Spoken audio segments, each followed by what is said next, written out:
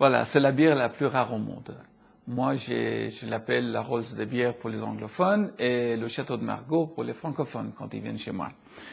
Je vous présente la perle rare, celle qui est élue depuis 20 ans par tous les grands amateurs de bière, des Red Beer, Beer Avocat et encore les autres. Celle-là est élue, et chaque année, la meilleure au monde. Pourquoi? D'abord, c'est le savoir-faire, la qualité. Les moines cisterciens, les trappistes, n'ont pas besoin d'argent. Donc, ils ne sont pas mariés, ils n'ont pas d'enfants, ils n'ont pas de décharges sociales, donc ils ont le temps.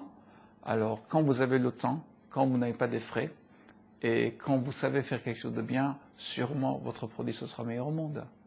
Ils prennent le temps, ils ne veulent pas augmenter leur production, ils s'en fichent complètement si le monde entier vient chez eux, qu'ils pleurent, qu'ils frappent à la porte, s'il vous plaît, vendez-nous. Ils ont leur propre quantité de production, que ça leur suffisant. Ils sont autosuffisants avec cette production, ils ne veulent pas augmenter, donc ils ne vendent en plus jamais aux commerçants, uniquement aux particuliers. Maintenant, vous allez demander pourquoi je l'ai, comment ça se fait que je l'ai, et je l'achète au marché parallèle.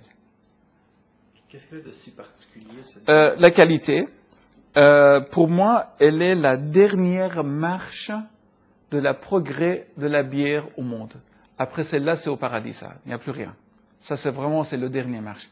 Il n'y a pas mieux que ça. La personne qui veut, qui pense, qui croit, qui va faire mieux que ça, ou qui cherche mieux que ça, il perd son temps. Ça, c'est le dernier. C'est le Dieu, ça.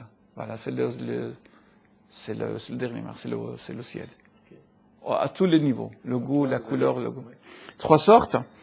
Il y a la blonde, donc c'est une capsule verte. La blonde, houblonnée, amère, encore à la belge. Donc, houblonnage à froid, avec le houblon de la région de Watou. Magnifique. Ça se boit une après-midi. Ça se boit avec des poissons, avec des pâtes, même la viande, mais pas au dessert. Celle-là, c'est une brune 8 degrés d'alcool.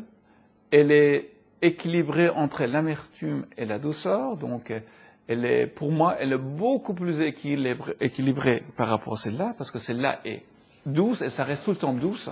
Mais celle-là, c'est douce et avec un petit amertume en arrière-goût, qui est magnifique, mais ça se boit pour moi personnellement uniquement avec un morceau de fromage et un pot de pain.